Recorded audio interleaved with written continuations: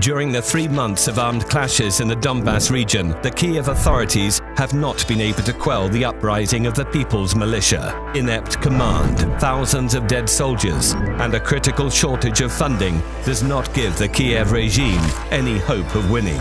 Kiev's appeals to NATO for military assistance were ignored. So far, the conflict in the east of Ukraine looks local, and the attempt to provoke Russia into a war with Ukraine did not work.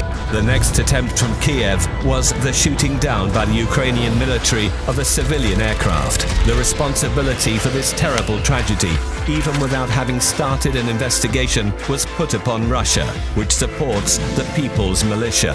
Such a crime was necessary for the Kiev regime to make this conflict international and to show the whole world that the People's Militia are the international terrorists. The exposure of this fabrication by the SBU fake militias negotiation, as well as the hard facts provided by the Russian General Staff, proved the involvement of the Ukrainian army in the plane crash. This provocative murder was carried out under the orders of Kiev and the American Special Services in order to draw NATO into a war with Russia.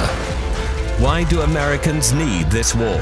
For improving their economic position, just as they did in the First and the Second World Wars. The accusation of Russian aggression allows countries to impose sanctions on it, freeze assets of the Russian structures, causing the write-off of hundreds of billions of dollars, and ease the heavy debt burden of the United States.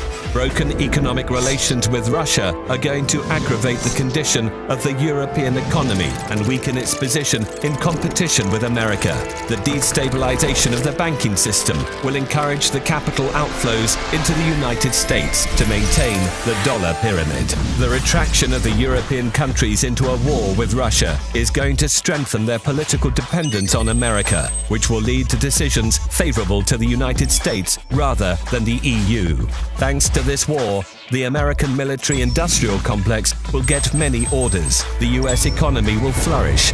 Meanwhile, weakened by the war, Russia will be easier to control, as it used to be in the dashing 90s. Thus, after destroying the main competitors on the world's arena, America will get a strategic advantage in the fight for global leadership with China.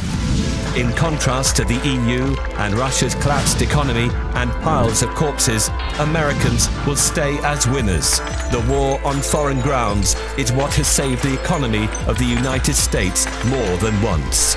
It's safe to say that Ukraine will not stop the genocide of the Russian population, and their provocations will become even more horrifying. Sooner or later, Russian troops will enter the territory of Ukraine. But to avoid millions of Russian, Ukrainian, and European victims, the EU leaders must turn away from their overseas owners and admit that Russia does not only protect its national interests, but seeks to prevent the outbreak of World War III. Otherwise, the survivors of World War III are going to witness the new American economic miracle.